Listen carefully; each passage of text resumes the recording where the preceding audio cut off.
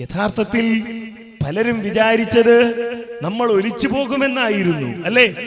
കുവൈത്തിൽ നിന്നുള്ള ഫണ്ട് മുടങ്ങിയാൽ കേരളത്തിൽ എങ്ങനെ പള്ളികൾ വരും എന്ന് ചോദിച്ചവരുണ്ടായിരുന്നു.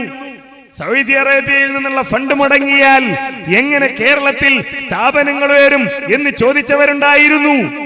ദുബായിലെ ചില ബിസിനസ്സുകാരുടെ ഫണ്ട് കിട്ടിയില്ലെങ്കിൽ എങ്ങനെ കേരളത്തിലെ പള്ളികളും മദ്രസകളും നടന്നു പോകും എന്ന് ചോദിച്ചവരുണ്ടായിരുന്നു. പക്ഷേ അവരെയൊക്കെ അത്ഭുതപ്പെടുത്തിക്കൊണ്ട് പുതിയ പുതിയ ആളുകൾ രംഗത്ത് വന്നു. നിങ്ങൾ അറിയുമോ, നമ്മളുടെ പ്രാർത്ഥനകളിൽ ഉൾപ്പെടുത്തണം.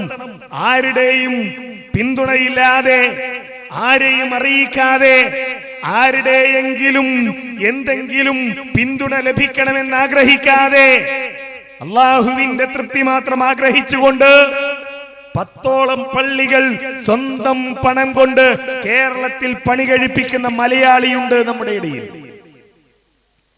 കുവൈത്തിൽ നിന്ന് ഫണ്ട് കിട്ടിയില്ലെങ്കിൽ എങ്ങനെ പള്ളിയുണ്ടാക്കും എന്ന് ചോദിച്ചവർക്ക് റബ്ബ് നൽകിയ മറുപടി, അല്ലാഹു സുബ്ഹാനഹു വ തആല അത്തരം സഹോദരന്മാർക്ക് ബർക്കത്ത് ചെയ്യട്ടെ, ആരോഗ്യം നൽകട്ടെ.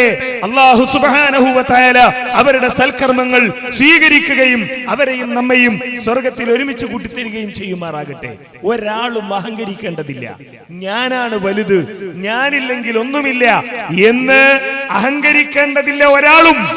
അങ്ങനെ അഹങ്കരിച്ചവർക്കൊക്കെ കേരളത്തിലെ ഇസ്ലാഹി പ്രസ്ഥാനത്തിന്റെ ചരിത്രം പൊള്ളുന്ന പാഠം പഠിപ്പിച്ചു വിട്ടിട്ടുണ്ട്. അത് ഓരോരുത്തർക്കും ആ പൊള്ളലിന്റെ വിഷമം മനസ്സിലാകുക കാലം കഴിയുമ്പോഴാണ്.